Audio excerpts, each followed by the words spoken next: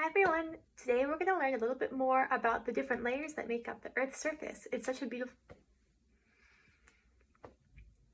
Hi everyone! Today we're going to learn a little bit more about the Earth and what makes up the different layers of the Earth.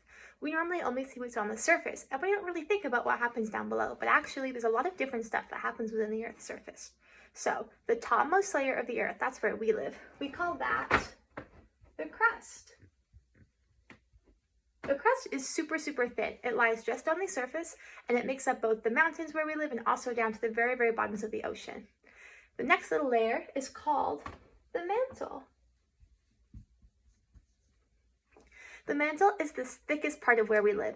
It's made of like hot gooey rock and it moves super slowly, sort of kind of like a really thick slime.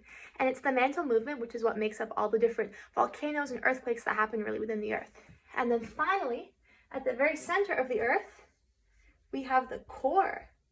You can actually break the core up into two separate layers. You have this top layer, which is the outer core. The outer core is actually all liquid. And then the inner core, that's super solid. And that's made of stuff like iron and nickel, some of the super heavy metals that we find. And the core of the Earth is so hot, it's even hotter than the surface of the sun. So remember, our Earth is made of three main layers with one little subcategory. We have the crust, that's where we live, all our mountains. You have the mantle, that super thick, gooey, molten layer. Then you have the core made of the liquid core, and then the super solid inner core.